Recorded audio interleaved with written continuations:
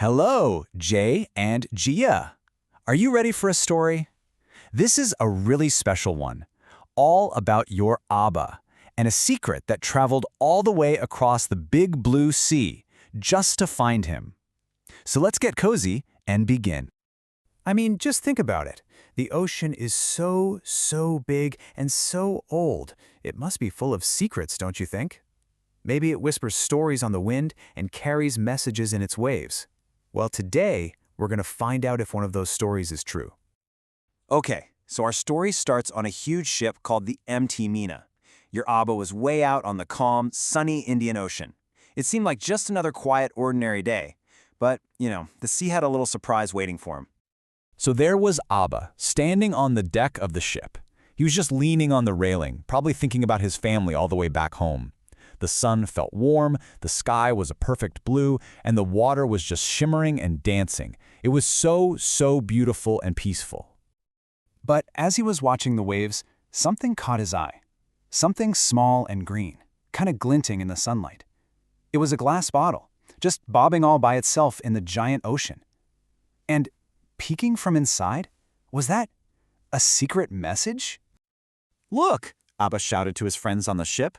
They all worked together, and they used a long hook to carefully lift the bottle out of the water. As Abba held it, his wise friend Mr. Das smiled and said, "Sometimes the sea is the world's oldest postman." What he meant was, the sea has been delivering messages for a very long time. Wow! Can you just imagine how excited Abba must have felt? He was holding a bottle that had traveled who knows how far across the ocean. Now it was finally time to find out what secret it was holding inside. So the bottle was sealed up really tight with wax, to keep all the water out. Abba carefully opened it and so gently pulled out the paper from inside. The ink was a little faded from its long trip, but he could see that it was a letter, written in this beautiful, delicate handwriting. And this is what the letter said. It was from a girl named Amina, who lived on a beautiful island, and just like Abba, she really loved the sea. She sent her dream out into the world, just hoping someone, somewhere, would find it. He must have felt so surprised, right? And a little bit happy, too. Even though he never met her, Abba felt this connection to Amina. It was almost like the ocean had just introduced him to a brand new friend. Abba held the letter and just started to wonder about its incredible adventure. How many days or months or maybe even years had this little bottle been floating in the water? Where had it been? What had it seen?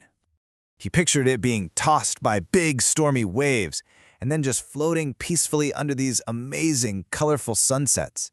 He imagined it drifting past tropical islands with tall palm trees and maybe even swimming right alongside giant, gentle whales. It had traveled thousands and thousands of miles to find him. Abba knew right away that this magical message wasn't just for him. He had to send a reply. He wanted to send a little bit of kindness and adventure right back out into the world, hoping it might somehow find its way to Amina. So, Abba sat down and wrote his very own letter. He told Amina who he was and shared what the ocean looked like from his ship. He let her know that her message had made the whole wide world feel a little bit smaller and a lot friendlier. After he finished his letter, Abba rolled it up tight, just like Amina had done. He put it inside a new, clean bottle and sealed it up. Then he went right to the railing of the ship to send his reply on its own special journey. He gently lowered the bottle into the ocean and just watched as the waves started to carry it away. He whispered a little wish, hoping it would reach Amina. Or maybe, just maybe, it would be found by another new friend who really needed a little bit of kindness that day. As Abba watched his bottle disappear, Mr. Dus came and stood beside him. He put a hand on Abba's shoulder and said, "That's how the sea connects people, not just through ports, but through stories." What he meant is that sharing our stories is one of the most important journeys of all. That day the ocean taught Abba a really important lesson. It wasn't just about sailing or navigating. It was about connection and hope, and how a small act of kindness can travel so much farther than we can ever imagine.